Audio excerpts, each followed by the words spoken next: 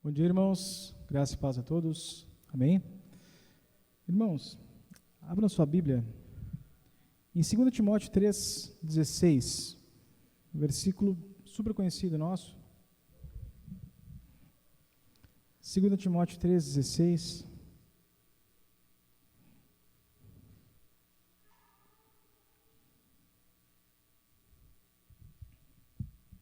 Todos acharam?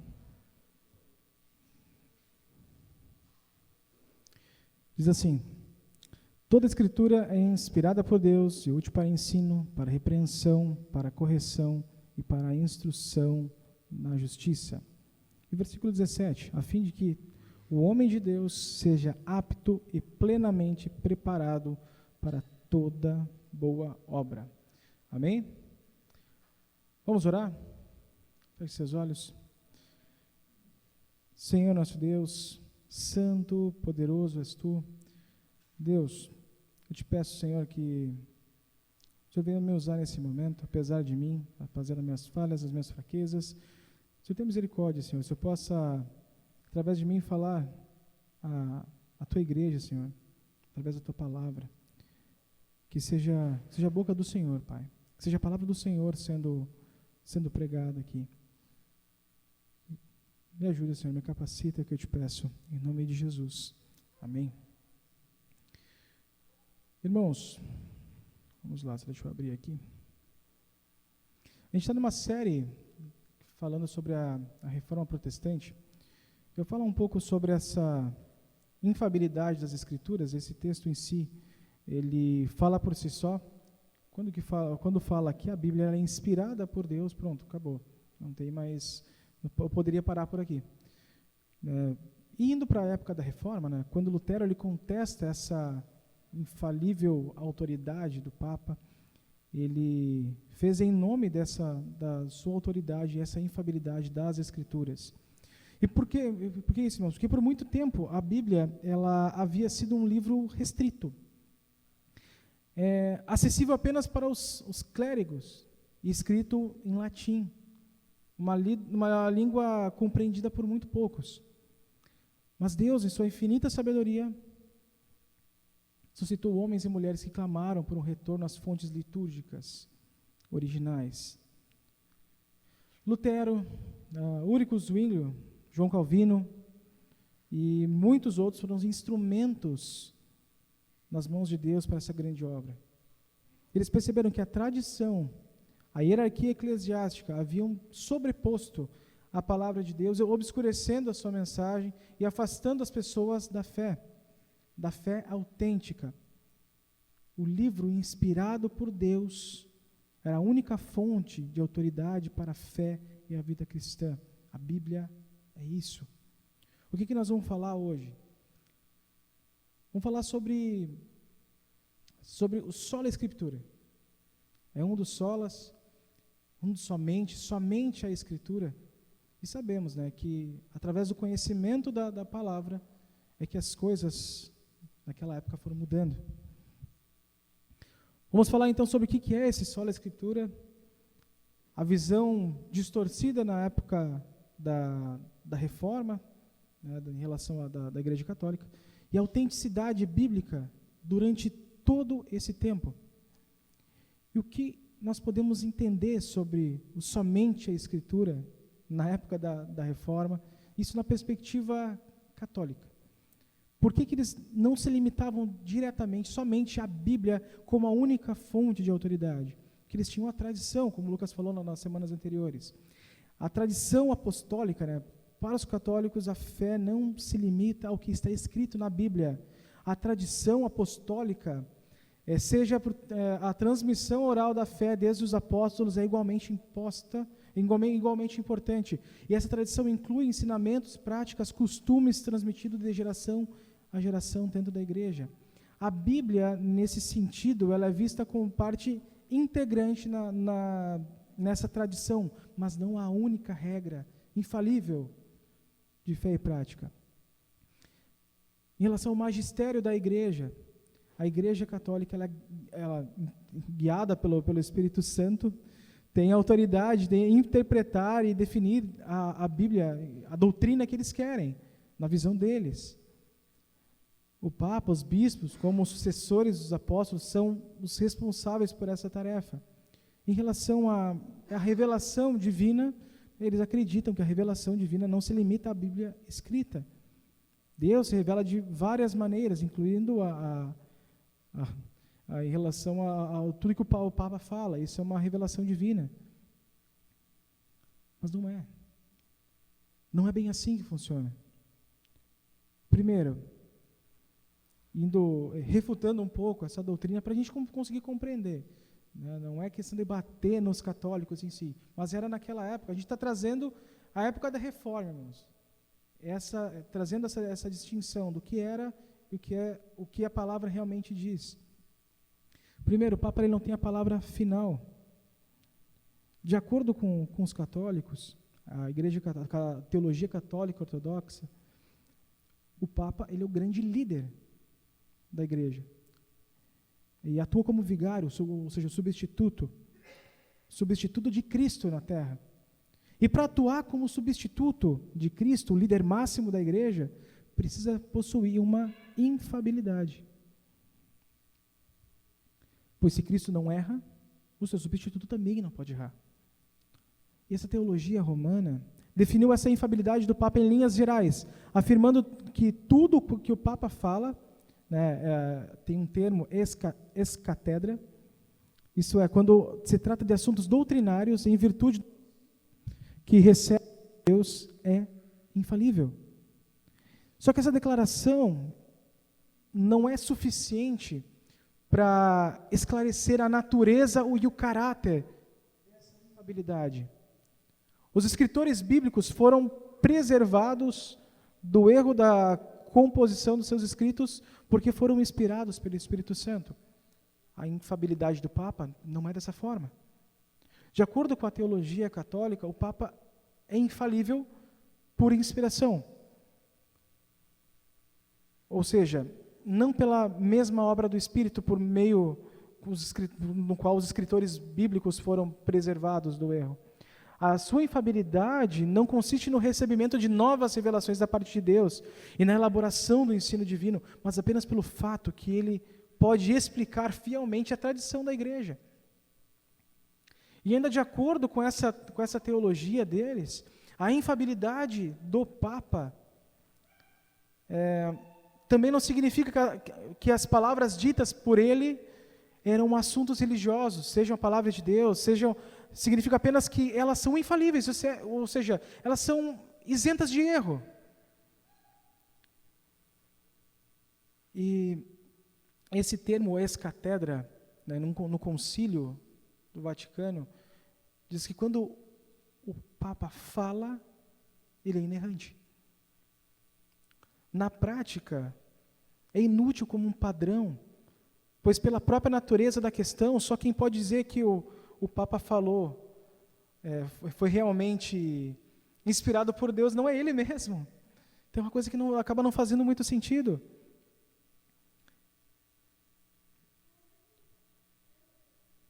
Só passando um pouquinho aqui.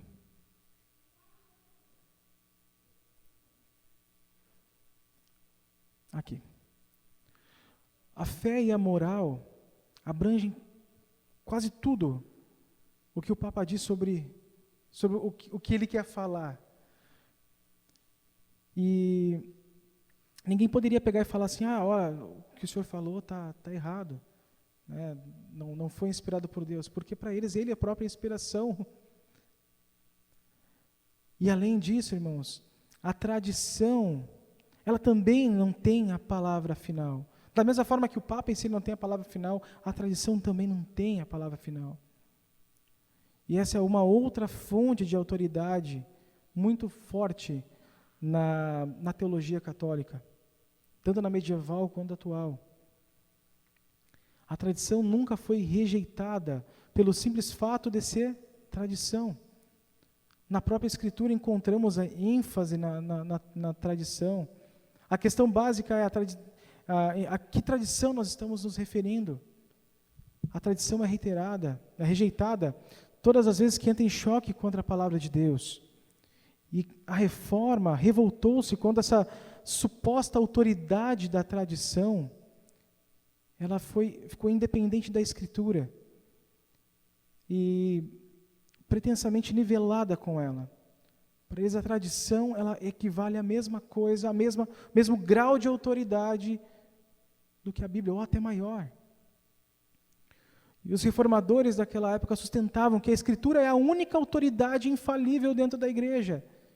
Desse modo, irmãos, a autoridade dos credos, vamos colocar um exemplo, credo apostólico, teve outros de Nicéia, da Calcedônia, eram indiscutivelmente considerados pelos reformadores. Contudo, somente as Escrituras são incondicionalmente autoritativas, ou seja, esses outros documentos importantes da igreja, realmente eles têm uma grande importância, mas eles não têm o mesmo poder, a mesma autoridade da Bíblia. Nada substitui a Bíblia. Por isso que os reformadores eles estavam tão enfáticos em dizer somente a Escritura. E a igreja em si não tem a palavra final, da mesma forma que o Papa não tem, da mesma forma que a tradição não tem, a igreja não tem a palavra final. Que isso é uma outra expressão moderna desse ensino católico medieval, que é a crença que a denominação religiosa que pertencemos está sempre certa. Só que isso é totalmente um erro.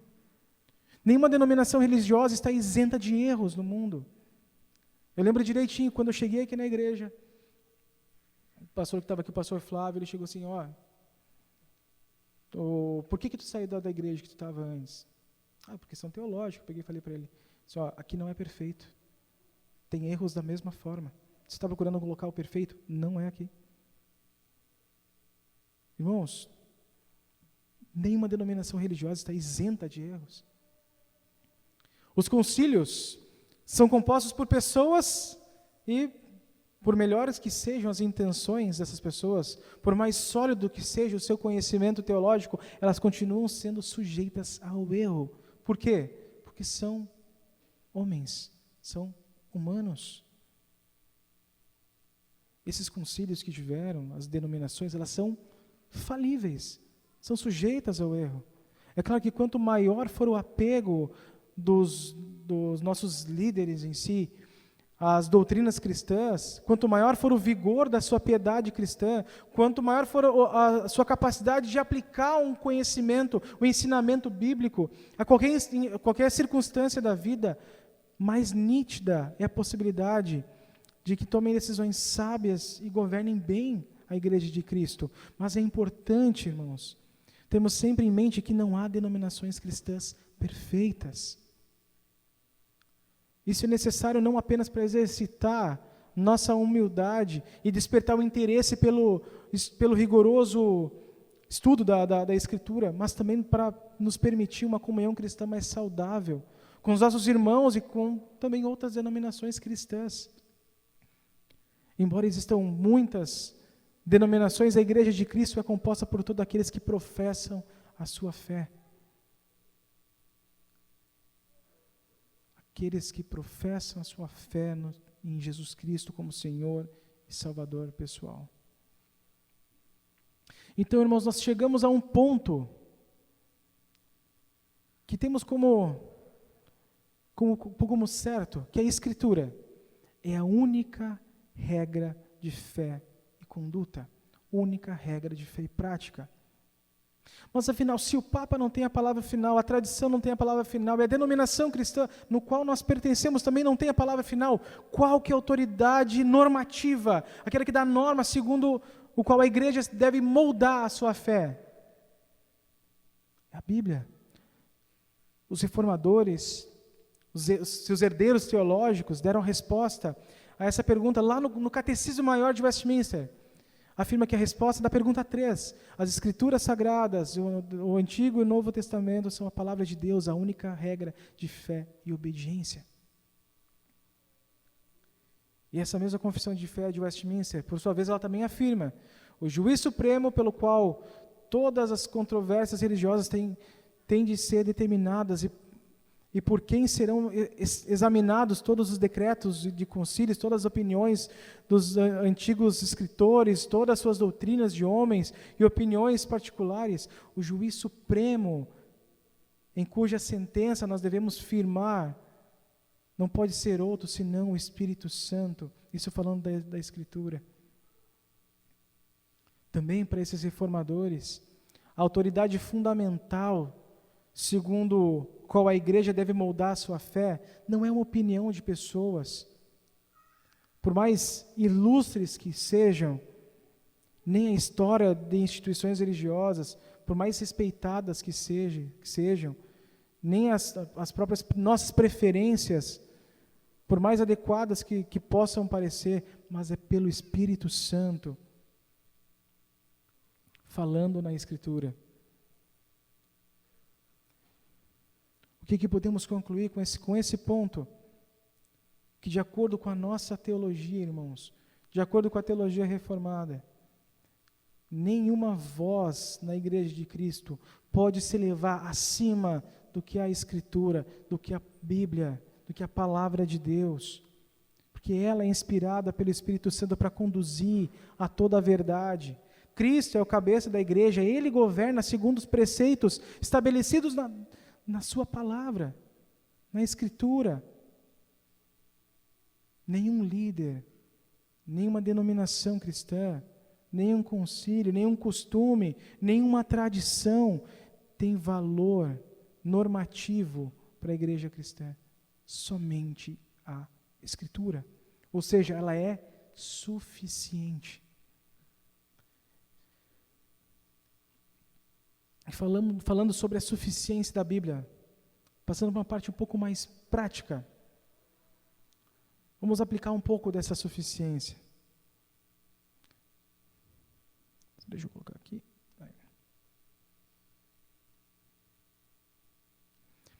A autoridade ou a inerrância da Bíblia, elas são indiscutíveis. Mas quando nós entramos em situações críticas da nossa vida,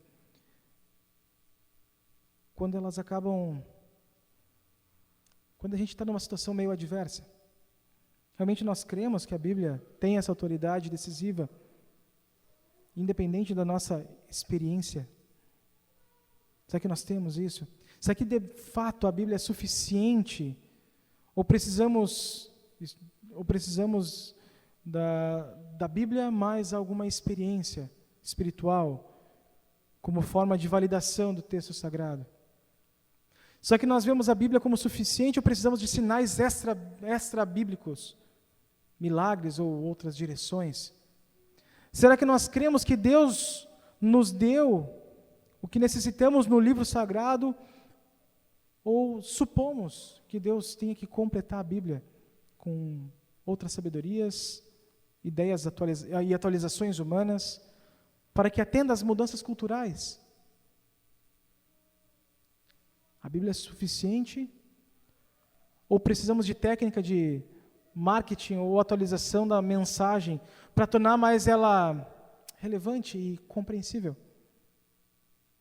A Bíblia é realmente suficiente ou nós precisamos de lentes sociológicas, antropológicas, ideológicas para evangelizar com sucesso? A Bíblia é suficiente, irmãos? Ou nós precisamos de uma psicologia da forma que o homem vê, para que haja uma transformação ou um crescimento cristão? A Bíblia é suficiente ou precisamos de ferramentas políticas para alcançar um progresso ou uma reforma social? Irmãos, é possível acreditar que a Bíblia ela é inerrante, é a palavra de Deus, a única regra infalível de fé e prática. E ainda assim, nós crendo nisso, nós podemos negá-la e efetivamente repudiar ela, apenas porque não pensamos que ela é suficiente para as tarefas de hoje, para as coisas que nós precisamos diariamente. E é isso que muitos muitos cristãos hoje em dia têm feito, que muitas igrejas evangélicas têm feito. Podem afirmar que a Bíblia ela é suficiente, mas precisa de uma mãozinha extra, seja para trazer pessoas a mais, seja para conseguir recursos. A Bíblia é suficiente. Ela é a única regra infalível de fé em prática. Irmãos, a Bíblia durante 16 séculos foi escrita. Escrita por mais de 40 pessoas. Divinamente inspirada por Deus. Durante todo esse tempo, passou por inúmeras dificuldades. Quantas guerras existiram? Desde o ano Domini, no ano 0, e antes, que ela já estava sendo escrita antes. Passaram por inúmeras perseguições contra cristãos. Bibliotecas com acervos gigantes de papiros incendiadas. Governadores tiranos. Nesse meio tempo. Por exemplo, Calígula, foi um cara terrível. Disseminação de várias religiões, lá na região da Índia, Japão, Coreia do Sul, e assim foi disseminando essas outras religiões. Traduções feitas para inúmeros idiomas. Nesse meio tempo tinha uma igreja que dizia que só o alto clero poderia ler a Bíblia. Não dava nenhuma instrução. Nesse meio tempo também passou 2 guerras mundiais. E a Bíblia continua a mesma. Com tudo isso que se passou e muito mais, a Bíblia poderia ter sido deixada de lado. Poderia ter mudado a sua essência. Poderia ter se tornado somente um livro de história como qualquer outro. Porém, ela continua sendo a única regra infalível de fé e prática. Irmãos, Deus ele preservou a Escritura por todo esse tempo. Irmãos, em relação à Bíblia, a gente pode até achar alguns versículos, depois dessas traduções, que pode ter ganhado alguma diferença. Vou pegar um exemplo lá do Êxodo 22, fala não matarás, não assassinarás, que é o correto. Depois você pode ler lá. Mas, irmãos, independente disso, a base principal, o cerne da Bíblia é Cristo. E ela começa do começo ao fim, aponta diretamente para Cristo. O próprio Deus preservou a sua palavra para que possamos entendê-la, para que possamos desfrutar dela e também frutificar. Toda a Escritura é inspirada por Deus, útil para ensino, para repreensão, para correção, para a instrução na justiça, para que todo homem seja apto e plenamente preparado para toda a boa obra.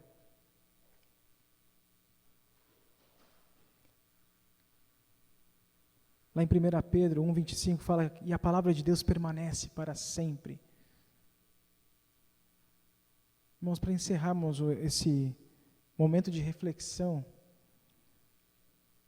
eu quero convidá-los a voltarmos os nossos olhos para o coração da Reforma Protestante, que é o sola Escritura. Esse princípio que afirma que a Bíblia é a única regra de fé e prática não é apenas um detalhe histórico, mas um pilar fundamental da nossa fé. Em um mundo cada vez mais complexo e cheio de vozes discordantes, a Bíblia nos oferece um ancoradouro seguro. Ela é uma bússola que nos guia através das tempestades da vida. É a luz que dissipa as trevas da dúvida e a fonte de esperança que nos impulsiona a seguir adiante. Mas o que significa na prática viver o somente a Escritura? Através de uma leitura diária. A Bíblia não é um livro para ser lido apenas em ocasiões especiais, irmãos. Não é um livro para lermos no domingo. No domingo de manhã e no domingo de tarde para tentar... Vamos ver o que o Eduardo falou, ver se está certo. Não é. Ela deve ser parte integrante do nosso dia a dia, como um alimento para a alma. Da mesma forma que você se alimenta diariamente, toma seu café da manhã, tem o seu almoço, tem o seu café da tarde, tem sua janta. A Bíblia é a mesma coisa, irmãos. Você precisa desse alimento. Também, além da leitura diária, um estudo aprofundado. A Bíblia ela é um tesouro a ser desvendado, irmãos. E ao estudarmos essas páginas, nós permitimos que Deus fale conosco de uma maneira profunda e pessoal. Em relação à obediência, a Bíblia não é apenas um livro para ser conhecido, mas para ser vivido. Seus ensinamentos eles transformam nossas vidas. Em relação ao discernimento também. Em um mundo de tantas interpretações, nós precisamos aprender a discernir entre a verdade e o erro. E sempre tendo a Bíblia como nosso ponto de referência. E por fim, a proclamação. A boa obra, a boa nova do Evangelho precisa ser compartilhada com o mundo. Ao nós testemunharmos sobre a verdade da Bíblia, estamos cumprindo a grande comissão. Ou seja, irmãos, somente a Escritura não é apenas um princípio teológico, mas uma declaração de amor e confiança em Deus. Ao abraçarmos esse princípio, nós estamos dizendo: Senhor, a Tua palavra é minha única regra de fé. Em Ti confio, em Ti espero. Amém? Somente a Escritura, irmãos. No momento que você pegar, você se olhar e ver que na sua vida tem mais coisas que você tem como regra de fé e prática além da Bíblia, se você chegar a esse conhecimento, irmãos, deixe de lado, fique somente com a Bíblia. Amém?